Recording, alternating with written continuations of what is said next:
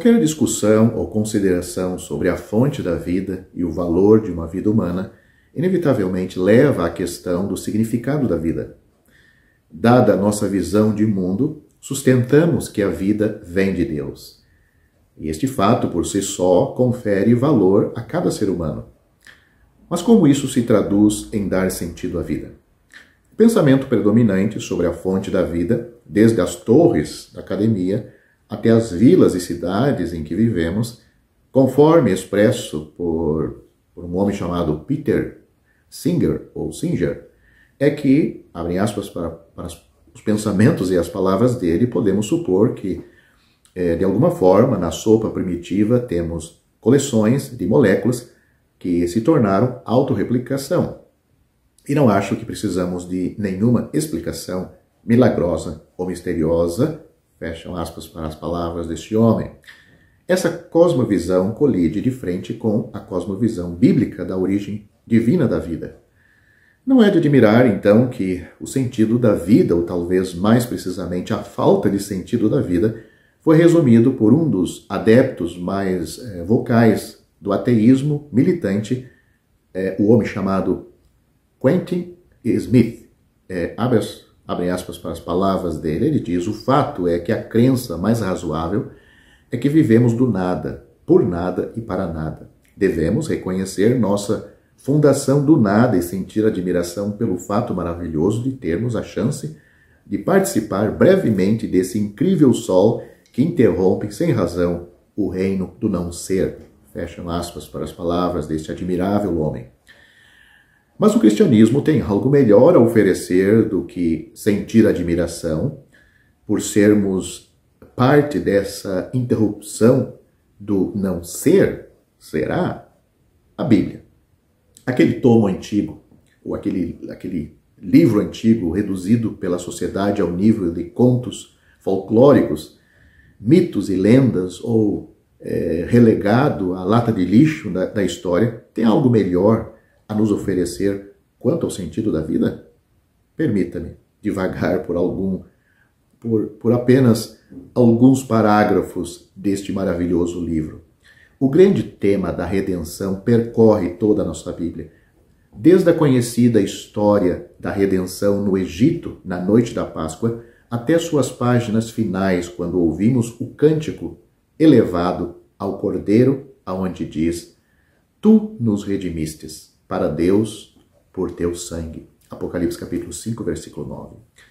Paulo, em sua grande passagem em Tito, capítulo 2, versículo 14, nos diz que Cristo veio para nos redimir de toda a iniquidade. Aqui ele enfatiza a redenção do mal em seus vícios. Em Gálatas, é o decreto ou veredito de nossa culpa que a redenção removeu. Em Colossenses, capítulo 1, versículo 14, a redenção nos libertou da escravidão que nos prendia. Estes são alguns dos frutos maravilhosos da redenção. Ela nos livrou dos vícios, de um veredito de culpa, de sermos vassalos do pecado e de Satanás. Pedro, no entanto, acrescenta outro aspecto da redenção pertinente à nossa consideração que estamos pensando aqui. Ele escreve que somos redimidos não com coisas corruptíveis, como prata e ouro. Somos redimidos não com coisas corruptíveis, como prata ou ouro, da vossa vã maneira de viver, recebida por tradição de vossos pais. 1 Pedro capítulo 1, versículo 18. Não é apenas a redenção dos vícios que marcaram nossas vidas anteriores, o veredito de culpa ligado a esta vida, nem o estado de vassalo ou escravos que nos aprisionou. Fomos redimidos da vaidade da vida, do seu vazio. A redenção fez a vida valer a pena para todo salvo. A apreciação da graça e seu amor resultante que foi derramado em nossos corações, Romanos capítulo 5, versículo 5, é agora o poder motivador para as nossas vidas. Em um nível humano, muitas vezes procuramos manipular até mesmo nossos entes queridos com culpa. Deus, em contraste, sempre motiva pela graça. Nossos vários dispositivos de telefones e rádios e despertadores podem nos dizer quando levantar e refrear o dia, ou parar no dia. Somente a graça nos diz que devemos nos levantar e enfrentar o dia. Cada dia é um dia cheio do potencial de agradar a Deus. É um dia cheio de potencial para agradar a Deus, nosso Salvador. Ao nosso redor estão pessoas que literalmente comemoram a tarde de sexta-feira, quando o trabalho termina, para que possam começar seu fim de semana de festa. Eles tentam encontrar significado em festas, drogas, álcools e correr de um evento para o outro. A rodada ininterrupta de atividades destina-se a preencher um vazio e investir a vida com algum significado auto-inventado. Acima de tudo, é projetado para evitar pensamentos sérios sobre o significado da vida.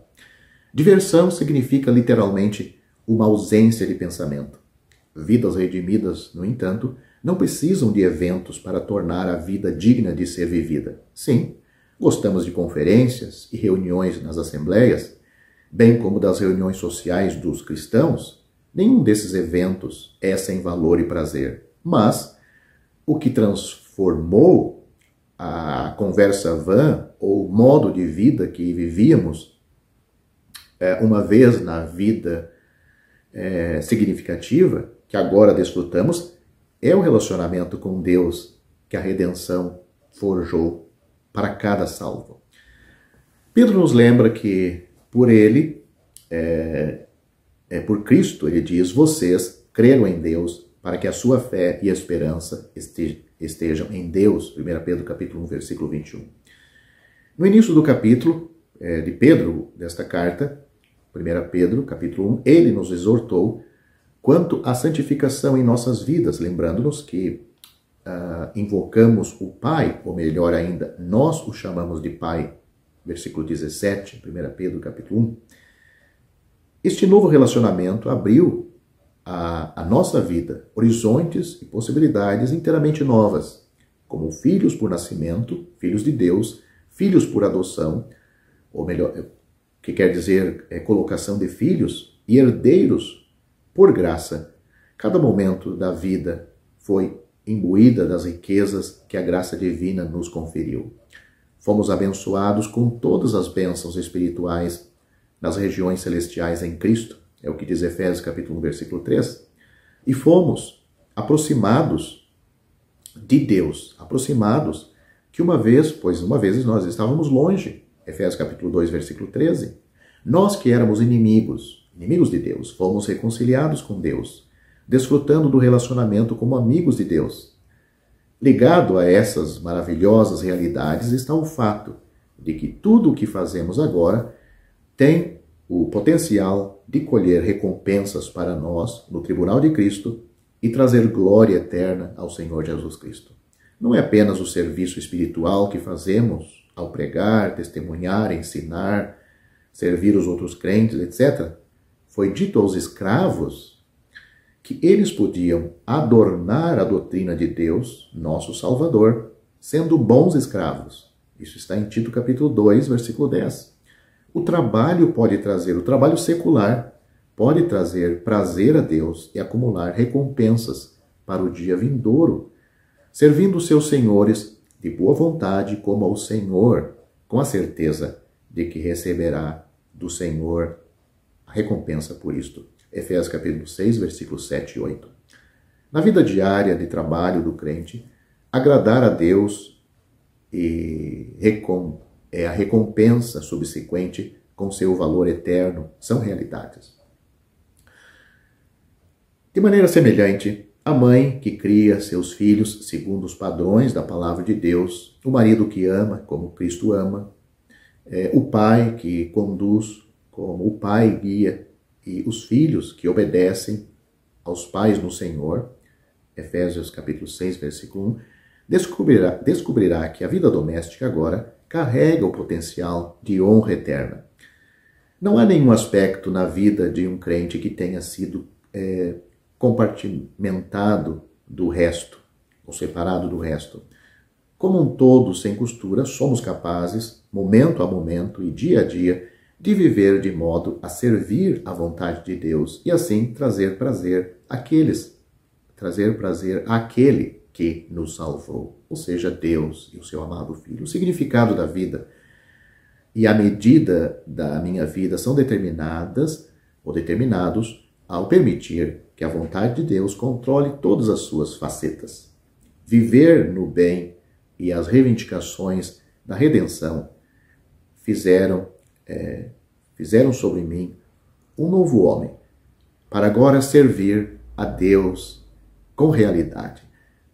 A vida do crente tem um significado para viver. Antes, como disse o apóstolo Pedro, já foi falado neste vídeo, a nossa vida não tinha nenhum significado. É como a vida da pessoa não salva. Ela precisa ser preenchida com tantas coisas para dar o sentido à sua vida. Mas, na realidade, essas coisas procuram ocupar um espaço para que eles não parem para pensar que essas coisas são passageiras, momentâneas e não dão a realidade do sentido da vida. Como nós já pensamos neste vídeo, a vida cristã é uma vida que tem significado. Ela é preenchida com as coisas de Deus, com valores eternos. Nós sabemos o que estamos fazendo. Nós sabemos de onde viemos, sabemos o que estamos vivendo e sabemos para onde vamos. Será que todos os que estão ouvindo e vendo este vídeo estão nesta realidade da salvação? Você já é uma pessoa salva? Você já faz parte daqueles que têm a certeza que estão indo para o céu? Você aguarda o Senhor Jesus Cristo para lhe tirar deste mundo a qualquer momento? O mundo tem os seus planos, o mundo tem os seus planos futuros, os seus planos presentes, mas de quanto será concretizado? O crente, ele espera o seu Senhor, ele vive como aquele que aguarda o seu Senhor. A vinda do Senhor Jesus é iminente. Ele termina o livro que ele escreveu, usando homens, claro, na direção do Espírito Santo. Ele disse, eis que cedo venho. A igreja responde com o Espírito Santo. Ao fim do livro de Apocalipse, ela diz, ora, vem, Senhor Jesus. Será que você que me ouve, você pode dizer essas palavras? Ou essas palavras criam temor no seu coração, porque você não sabe se vai com ele, não tem certeza, mas pode ter, se você está em dúvida. O Senhor Jesus Cristo disse, na verdade vos digo, aquele que ouve a minha palavra, crê naquele que me enviou, tem a vida eterna, não entrará em condenação, mas passou da morte para a vida. Você pode ter a certeza da salvação. Você deve ter a certeza. E o Senhor garante na sua palavra que uma pessoa pode ter certeza da sua salvação. Aí onde você está, aonde você está, a sua fé é depositada em Cristo. É o que vale para a sua salvação. Como um pecador merecedor do inferno. Porque é isto que nós merecemos. Os nossos pecados não podem ser amenizados de nenhuma maneira pelo que nós fizemos. Os nossos pecados precisam ser tirados. É isto que Cristo veio fazer. João Batista, quando olhou para o Senhor Jesus, que vinha para ele, João capítulo 1, versículo 29, ele disse, eis o Cordeiro de Deus, que tira o pecado do mundo. Seus pecados podem ser tirados por ele. O sangue de Jesus Cristo, o Filho de Deus, nos purifica de todo o pecado. Portanto, você crê nele. Isto é recebido pela fé. Uma fé simples, mas genuína, que descansa nele como seu Salvador. Tenha coragem e faça isto ainda hoje. Quero aproveitar e deixar uma palavra para você que não tem certeza ou segurança da sua salvação. Me faça uma pergunta, será que está seguro um homem parado no topo de um penhasco escorregadio? Se ele está constantemente em perigo de cair, então nunca se pode dizer que ele está seguro. Na verdade, ninguém pode estar seguro espiritualmente se perder a salvação por cometer um ato pecaminoso. Ou você acha que vai estar seguro? Em 1 João, primeira epístola de João, capítulo 1, versículo 8, nós lemos o seguinte: se dissermos que não temos pecado, enganamo-nos a nós mesmos, e a verdade não está em nós. É bom notar que a palavra pecado está no singular, a palavra pecado aqui neste versículo, pois João está falando da natureza, da raiz, e não dos frutos, ou seja, os pecados. Ele está falando da natureza caída, a natureza, o pecado, e não os pecados, os seus frutos. Observe também o tempo presente no grego da palavra ter. Ele não diz tive no passado, ele fala no presente, ter. João não está se referindo à vida pecaminosa passada enquanto não convertidos, mas o estado presente em que os crentes ainda têm pecado à natureza. Ninguém chega a um ponto na vida em que está livre do pecado. Não existe tal coisa como um crente vivendo em um estado sem pecado. E, portanto, não será possível para um crente estar seguro, sem perder a salvação, se depender dele estar sem pecado, a natureza. Isto só ocorre na hora da morte ou com a vinda do Senhor Jesus no arrebatamento. Jesus disse: as minhas ovelhas ouvem a minha voz, eu as conheço e elas me seguem. Eu lhes dou a vida eterna e nunca perecerão, nem ninguém as arrebatará da minha mão. João capítulo 10, versículos 27 e 28. Não há condições observadas neste texto, apenas declarações de fato absoluto. As ovelhas são de Cristo, elas ouvem a sua voz, ele as conhece, elas o seguem. Ele lhes dá a vida eterna, elas nunca perecerão e ninguém as arrancará de sua mão. Ele não diz: se as ovelhas ouvem a minha voz, elas são realmente minhas ovelhas. Ele não diz também: se as ovelhas me seguem, eu lhes darei a vida eterna. Elas não se tornarão suas ovelhas ouvindo sua voz e não recebem a vida eterna seguindo-o. Uma transação ocorreu anteriormente que já as tornou suas ovelhas. O Senhor Jesus disse no versículo 29 que a transação ocorreu quando seu pai deu, note, esta palavra está no passado, as ovelhas a ele. João capítulo 10, versículo 29. Agora que eles ou elas pertencem a Cristo, é de se esperar que as ovelhas façam o que as ovelhas geralmente fazem. Elas conhecem a voz de seu pastor e seguem sua liderança. Elas não seguirão nenhuma outra voz. Ele deixou isto claro nos versículos 4 a 5. As ovelhas o seguem, porque conhecem a sua voz, e não seguirão o estranho, mas fugirão dele, porque não conhecem a voz dos estranhos. Jesus disse: eu sou a porta, se alguém entrar por mim, salvar-se-á, ou será salvo, e entrará e sairá e achará pastagens. É uma figura de uma ovelha. João capítulo 10, versículo 9. Alguns defensores da segurança condicional sobre a salvação argumentarão que podemos seguir o Senhor Jesus hoje e seguir outra pessoa amanhã. Se assim for, devemos nos arrepender e começar a seguir o Senhor novamente. O texto argumenta contra esta possibilidade. As ovelhas de Cristo seguem a Ele e somente a Ele. Elas não obedecem nenhuma outra voz. A peregrinação cristã não é tratada em João capítulo 10. As ovelhas de Cristo o seguem. No entanto, nenhuma ovelha faz isto perfeitamente. Por sua própria natureza, as ovelhas vagueiam às vezes. Mas vagar e seguir a voz de outra pessoa são duas coisas bem diferentes. O que acontece quando as ovelhas vagueiam?